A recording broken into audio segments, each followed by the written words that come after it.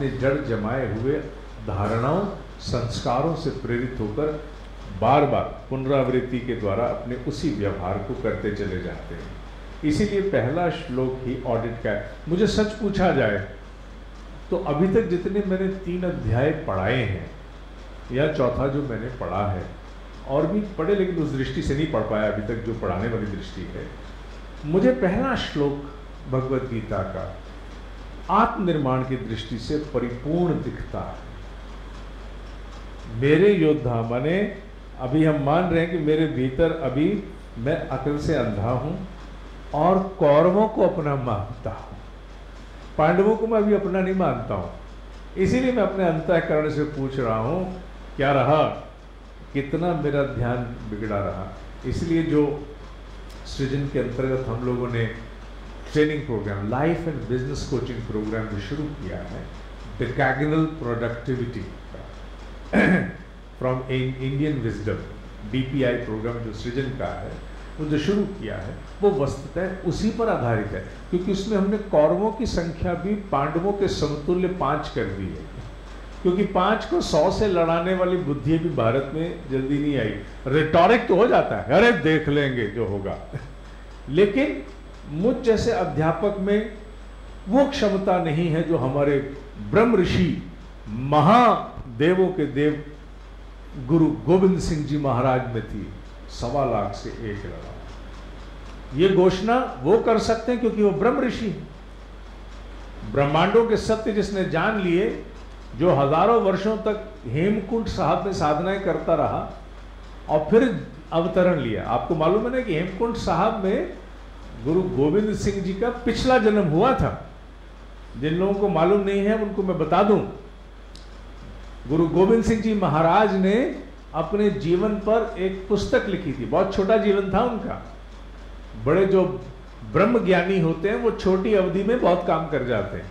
उन्होंने अपने जीवन पर पुस्तक लिखी जिसका नाम है विचित्र कथा, विचित्र नाटक, विचित्र नाटक। और उस विचित्र नाटक में उन्होंने उल्लेख किया कि मैं तो ब्रह्म की मस्ती में बैठा हुआ था, और उन्होंने उल्लेख किया कि मैं वहां हूं जहां इतने शिखर हैं, ऐसी धारा है, ऐसी शिला है।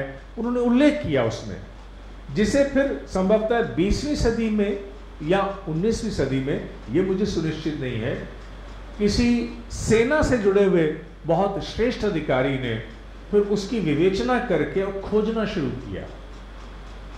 और जब खोजना शुरू किया तो वो फिर हेमकुंड साहब पहुंच गए और जाकर के देखा कि जैसे गुरु महाराज ने कहा है, बिल्कुल ठीक उसी व्याख्या पर वहां पूरा स्थान उनको प्राप्त हो गया। उतने ही शिखर थे, वैसी ही धारा, और वहां बिल्कुल वही शिला बैठ पड़ी हुई थी। और उसी शिला पर वो बैठ करके पता नहीं कितने 100,000, इन लोगों के बारे में ये भी तो कुछ पता नहीं है ना, क्या कितना कर जाते हैं। आम आदमी की बुद्धि तो बेचारी कंफ्यूजन में रह जाती, कर गए। और फिर वहां उनको भीतर प्रेरणा आई, यदा यदा ही, हम सब जानते ही हैं, आता है, बोलिए क्या है, यदा यदा ही धर्मस्य अभ्युत्थानम अधर्मस्य युगे युगे। बहुत सुंदर। तो कृष्ण कितने रूपों में अवतरित होता है? कृष्ण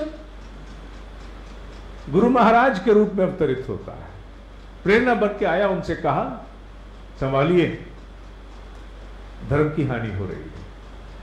तो धर्म की हानि को रोकने के लिए उनका जन्म होता है, और आकर के वो 1.25 लाख से एक एक को लड़ाने की बात नहीं करते, लड़वाते हैं।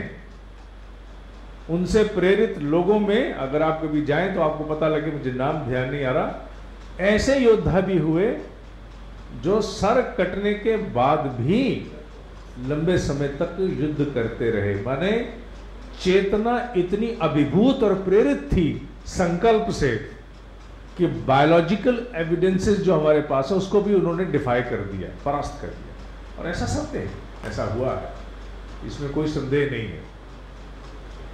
उनके पास क्षमता थी।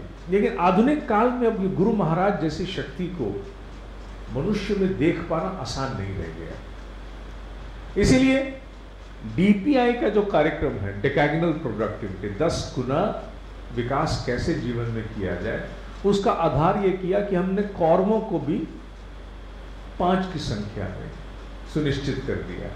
कौरव भी 5। क्यों? वैसे तो 100 है, नहीं बिल्कुल 100 है, गीता के अनुसार, महाभारत के अनुसार 100 ही, इसमें कोई द्वंद्व नहीं है, कोई झगड़ा नहीं है।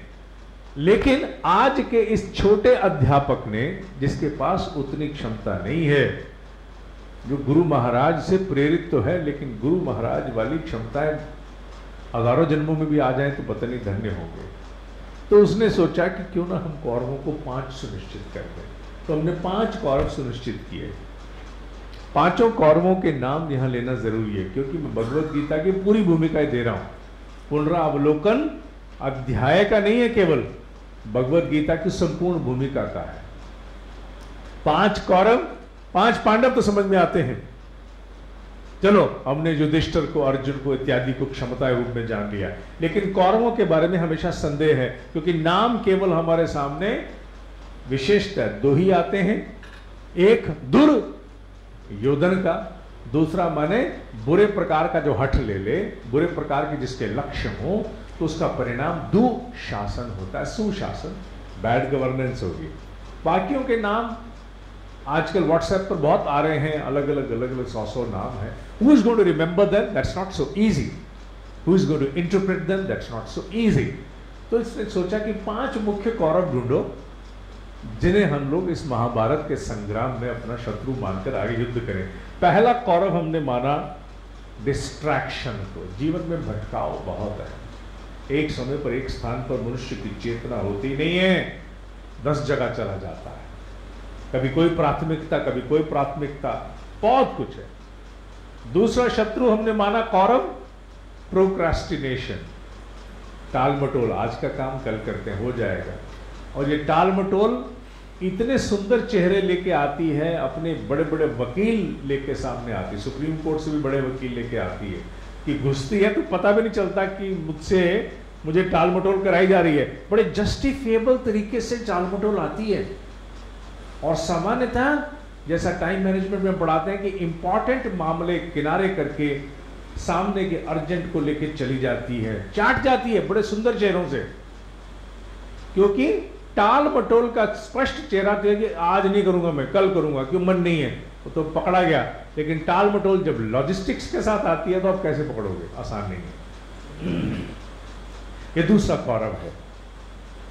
तीसरा कौरव कौन है? डीपीआई में कौन कौन थे मेरे साथ, बताइए, याद हो तो।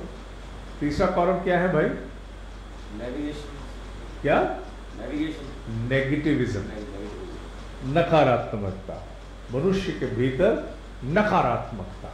नकारात्मकता का भी चेहरा एक नहीं है, अनेक चेहरे हैं, अनेकों चेहरे हैं।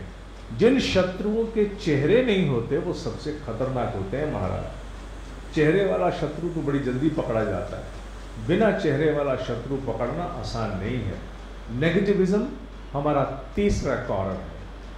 चौथा कौरव जिसको हमने नाम दिया डीपीआई में, वो है इनएग्जैक्टनेस इन लाइफ, अस्पष्टता, अस्पष्टता, अस्पष्टता। जब तक आप अपने लक्ष्य के बारे में स्पष्ट नहीं हैं, आप में योग्यताएं कितनी भी हो, आप 40 डॉक्टरेट कर लीजिए, होती नहीं है नॉर्मली, विकार कर लीजिए, आप 40 डॉक्टरेट कर लीजिए, अगर अस्पष्टता जीवन में है तो आप कुछ नहीं है, आप केवल पेपर वेट हैं। बहुत सुंदर बनता जा रहा है पेपर वेट, लेकिन है पेपर वेट, उठ के कहीं नहीं जा सकता, कर किसी का भला नहीं सकता, बस जिस पर रख दोगे उसको उठने नहीं देगा। पेपर वेट माने जिस पे बिठा दो उसको उठने नहीं देगा, तो वो पेपर वेट है आप। इसलिए जिस व्यक्ति में अस्पष्टता है वो कहीं आगे नहीं बढ़ सकता। और पांचवा कौरव कौन सा था, तो याद करके बताओ, मैं भूल गया हूं, मुझे याद दिलाओ। 2 दिन की वर्कशॉप मेरे साथ अटेंड करके आए हो है, और आपको पांचवा कौरव याद नहीं आ रहा है। याद करो, डिस्ट्रैक्शन, प्रोक्रास्टिनेशन, नेगेटिविज्म, इनएग्जैक्टनेस। पांचवा देखिए शुरू, पांचवा कौन सा है, नाम बताओ, मैं भूल गया हूं, अब मुझे याद दिलाओ। 5वां, दिस इज अ क्लासरूम। कौन लोग थे जो गए थे डीपीआई में? हाथ खड़ा करो अपना, आधा अधूरा नहीं, पूरा हाथ खड़ा करो। ग्रेट, वंडरफुल, बधाई हो। 5वां शत्रु कौन सा पढ़ा था आपने? आपने तो अपने आप को आंका भी था, उसमें नंबर भी दिए थे। जी, सेल्फ एनालिसिस। सेल्फ एनालिसिस शत्रु थोड़ी है यार, सेल्फ एनालिसिस शत्रु थोड़ी है। 5वां, सोचो सोचो, मैं भूल गया, मुझे नहीं याद इस समय। 5वां शत्रु कौन सा था जिस पे आपने अपने आप को नंबर दिए थे? 2 ड्रैग थे, 3 वेट थे, इतना तो मालूम है। 2 शत्रु ड्रैग के थे, 3 शत्रु वेट के थे, तो 5वां शत्रु कौन सा बचा?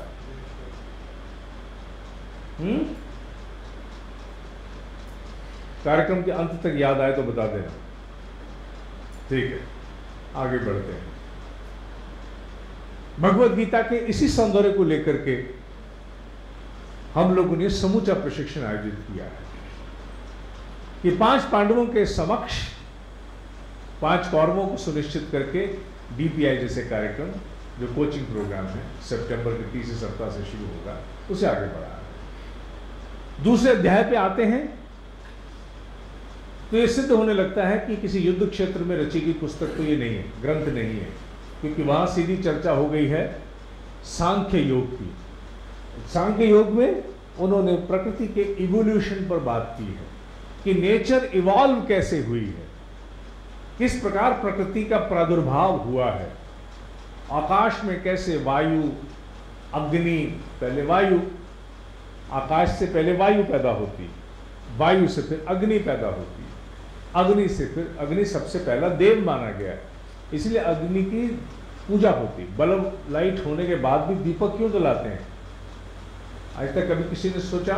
मैंने पहले भी पढ़ाया था, इतनी लाइट होने के बाद भी दीपक इसलिए जलाया जाता है क्योंकि पंचभूतों में पहला प्रत्यक्ष देव अग्नि है। Sky is not visible and the same goes for the air, it is not visible. अग्नि पहला देव है पंचभूतों में जो विजिबल है।